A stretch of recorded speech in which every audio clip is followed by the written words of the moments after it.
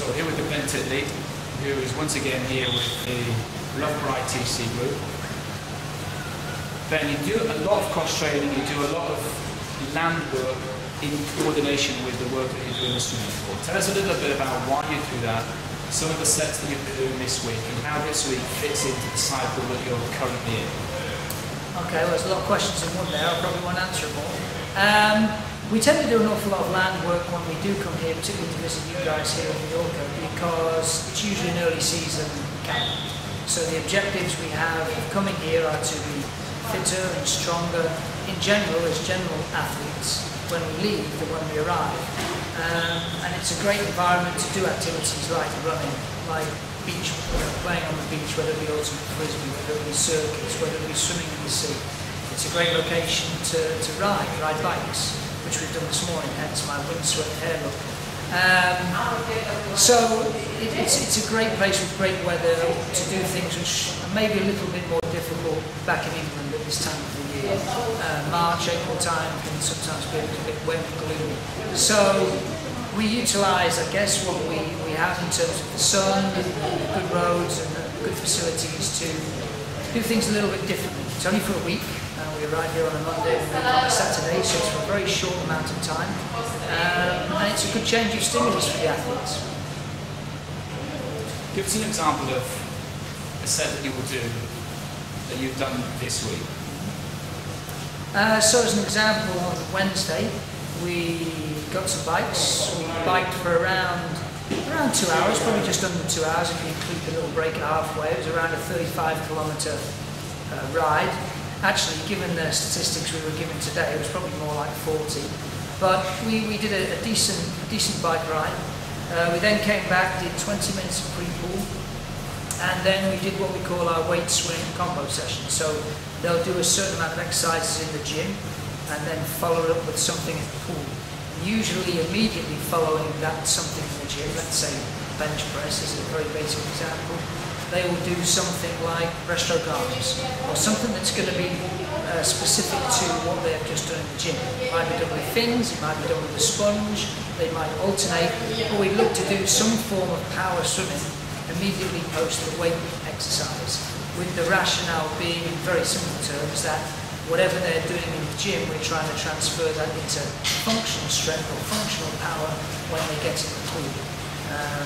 That will then usually be followed with some form of removal type work, kicking or pulling at 30 below type effort, which aids the removal of the lactate in the body. Let's say if they've gone and dived 35 immediately after being in the gym, they'll then follow that 35 with some form of removal work, then some technique work, a recovery, and then out we get and we'll repeat that. I think we did 5 or 6 sets of that this Wednesday, as an example. Now, you started off your coaching career as one of the youngest coaches on the poolside, with a large group of swimmers in a small pool with limited resources.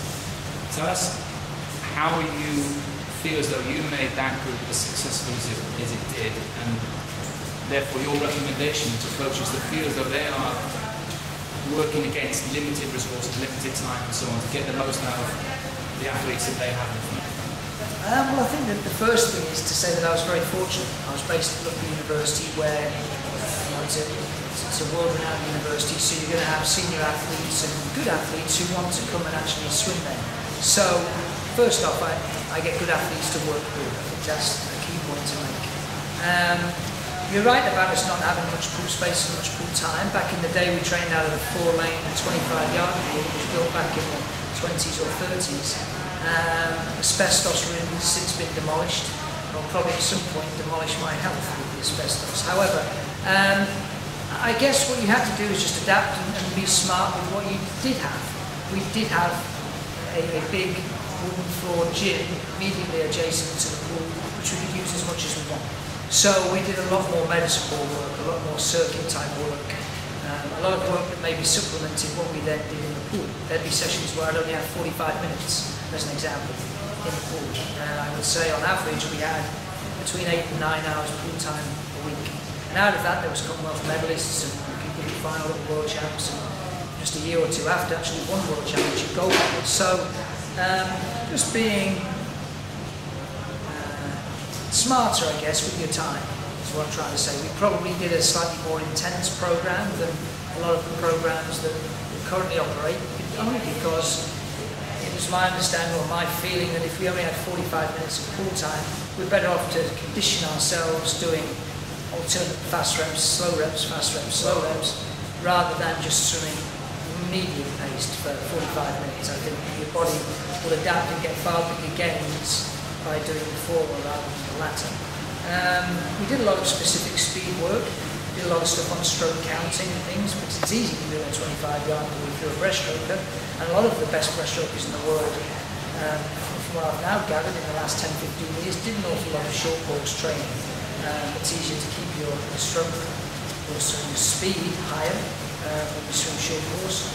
And certainly if you're someone like a breaststroker or a fly swimmer, it's very easy to have definitive goals on how many strokes you do per length, whether an aerobic set might be 4 strokes a length, a threshold set 5 strokes a length, a heart rate set 6 strokes a length, and a speed set 7 strokes a length.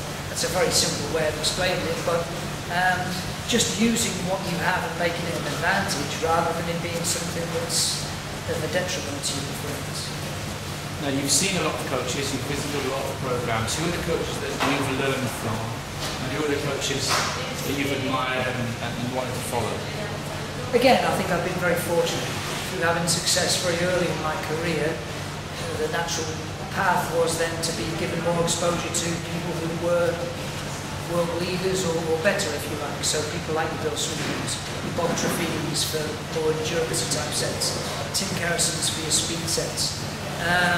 I was fortunate enough to be around those people, if not on a daily basis, certainly on a monthly basis, whenever we met for national camps or competitions. And I was always very, very keen to learn.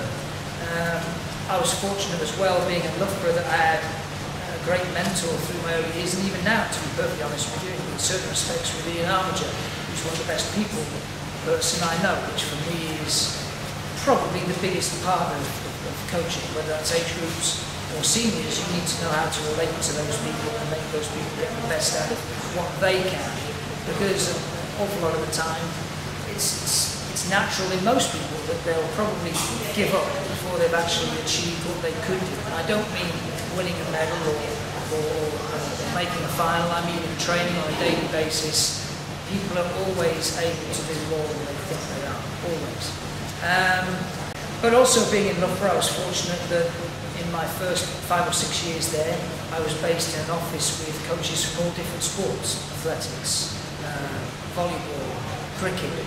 No, I didn't know much from cricket, to be honest, but certainly volleyball and athletics. If there was something I wanted to know about power training, I could speak to the athletics coaches. If I wanted my athletes to get better on a track start, I got them to work with the athletics coach for 6 weeks on track starts on land. If I wanted my athletes to be better off walls or be better plyometrically, I could ask the national volleyball coach to go down and watch a session. So I was fortunate again to be in a position where those things were available to me. Now they don't just happen. You have to go out and form relationships with people and make them want to help you get better. But I guess that was something that I did